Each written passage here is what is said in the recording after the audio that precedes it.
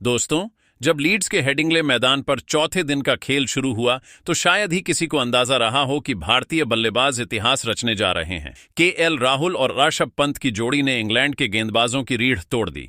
इस साझेदारी ने न केवल भारतीय पारी को संबल दिया, बल्कि क्रिकेट प्रेमियों और विशेषज्ञों को भी चौंका दिया। उनकी आक्रामक बल्लेबाजी ने इंग्लैंड को पूरी तरह बैकफुट पर धकेल दिया।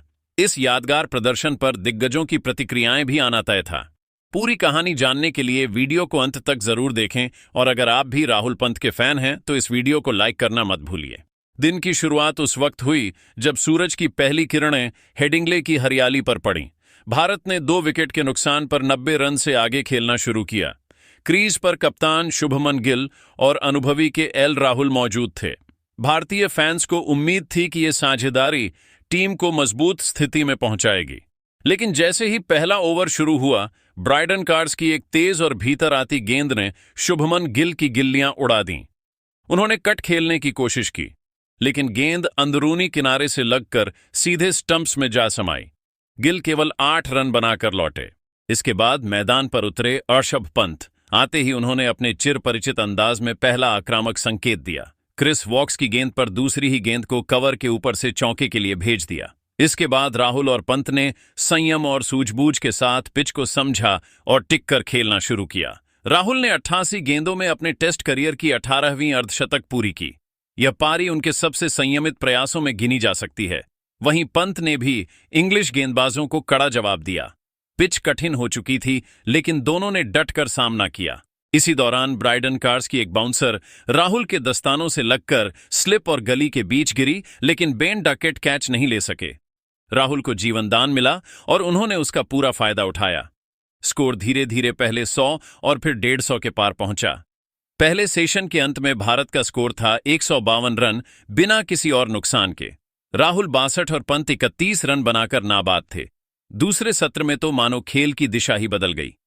पंत ने जोश टंग के ओवर में लगातार 3 चौके जड़कर इंग्लैंड को बैकफुट पर डाल दिया और अर्धशतक पूरा किया। ये इंग्लैंड में उनकी लगातार 5वीं 50 से अधिक रन वाली पारी थी, एक ऐतिहासिक उपलब्धि। अगले ही ओवर में शोएब बशीर को 2 लंबी छक्के मारकर भारत की बढ़त को 200 के पार पहुंचा दिया। उधर राहुल ने भी रफ्तार बढ़ाई और बाउंड्री लगाकर पहले 90 और फिर 202 गेंदों में अपना शानदार शतक पूरा किया।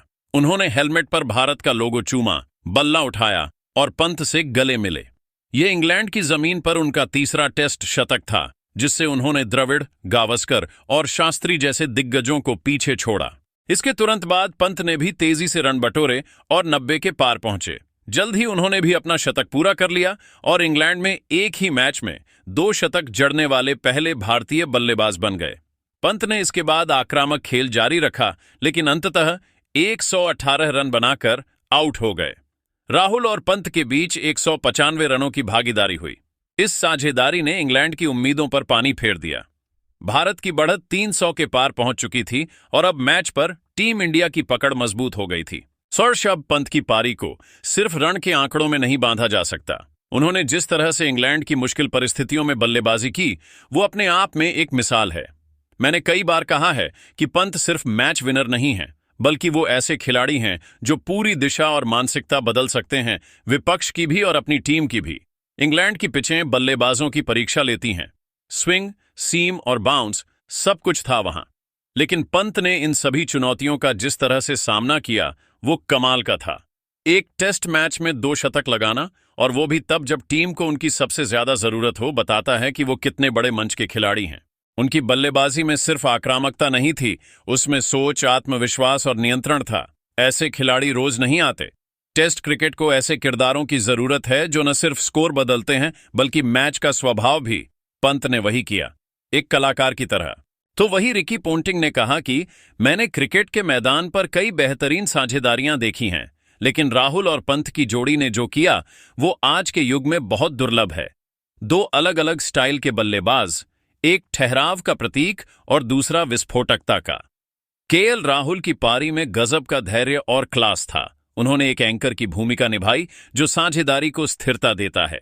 दूसरी तरफ ऋषभ पंत थे, आक्रामक, आत्मविश्वास से लबरेज और हर गेंदबाज पर हावी होने को तैयार। पंत की पारी में वो ऊर्जा थी जो दर्शकों को सीट से उठने पर मजबूर कर दे। उन्होंने जोखिम भी लिया, लेकिन वो रिस्क स्मार्ट शॉट्स थे। ये दिखाता है कि उनका मैच पर नियंत्रण था। राहुल और पंत की इस साझेदारी ने इंग्लैंड को पूरी तरह बैकफुट पर धकेल दिया। एक समय था जब ऐसा लग रहा था कि भारत जल्दी ढेर हो सकता है, लेकिन इन दोनों ने न सिर्फ वापसी करवाई, बल्कि मैच को भारत की पकड़ में ला खड़ा किया। यह सिर्फ रन बनाने की कहानी नहीं थी, यह मानसिक दबाव को उलटने की कहानी थी। और पंत तो जैसे टेस्ट क्रिकेट को फिर से जिंदा करने का काम कर रहे हैं। वही सुनील गावस्कर ने कहा कि मैंने जब से क्रिकेट देखना और खेलना शुरू किया है, ऐसे लम्हे बहुत कम होते हैं जो सीधा दिल को छू जाएं। पंत की दूसरी पारी का शतक वैसा ही एक पल था। स्टेडियम में बैठा मैं पंत की बल्लेबाजी को देख रहा था। हर शॉट में आत्मविश्वास, हर रन में जुनून, और जब उन्होंने शतक पूरा किया, उन्होंने बस आसमान की ओर देखा, फिर राहुल को गले लगाया।